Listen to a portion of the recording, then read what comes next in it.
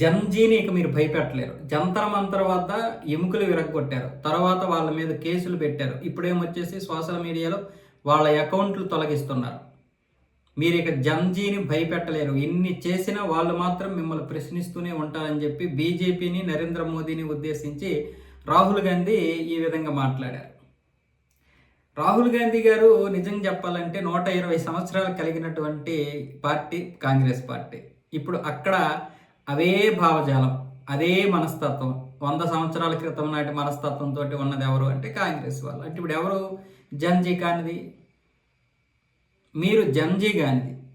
ఇంకా మీరు 56 ఏళ్ళ యువకుడు అనుకుంటున్నారు మీరు. నరేంద్ర మోదీ గారు మొన్న అన్నారు కదా 56 ఏళ్ళ యువకుడు అని చెప్పి. ఈయనే ఇంకా మీ యొక్క మనస్తత్వాలు, మీ సిద్ధాంతాలు, మీ భావజాలం అంతా ఇప్పుడు ప్రజలకు తెలిసింది కదా. ఆ భావజాలం అంతా అక్కడే ఉంది కదా.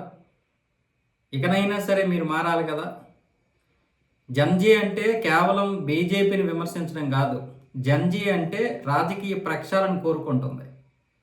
జంజీ అంటే ఈ దేశ జాతీయ భావజాలంతో, ఈ దేశ సంస్కృతికి, ఈ దేశ సిద్ధాంతాలకి ముడిపడి ఉంటే అది జంజీ. అంతేగాని విదేశీ భావజాలంతో, సిద్ధాంతాలతో ఉంటే అది జంజీ అయినా గెంజీ అయినా ఏది పనికిరాదు.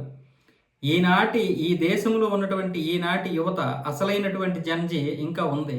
అది బీజేపీకి సపోర్ట్ చేస్తుంది, బీజేపీ వైపు ఉంది. అలాగే అదే జంజీ జంతర్ మంతర్ వద్ద చేసినటువంటి నిరసనలకు కూడా సపోర్ట్ చేసింది. కానీ మీరు అనుకున్న విధంగా కాదు. కేవలం ఆ నీట్ పరీక్ష పేపర్ ఏదైతే లీక్ అయిందో దానికి సంబంధించి మాత్రమే సపోర్ట్ చేశారు. ఈ దేశానికి వ్యతిరేకంగా మీరు చేసినన్ని పనులు ఎవరు చేశారు సార్? ఎక్కడైనా ఒక భూభాగాన్ని వదులుకుంటామా సార్? పీఓకే లాంటి భూభాగం వదులుకోవచ్చా సార్? అక్సైచిని వదులుకోవచ్చా సార్? ఏ విధంగా మాట్లాడుతున్నారో మరి అర్థం కావడం లేదు రాహుల్ గాంధీ గారు. జంజీ గురించి, అసలు జంజీ గురించి మాట్లాడే హక్కు మీకు ఎక్కడుంది?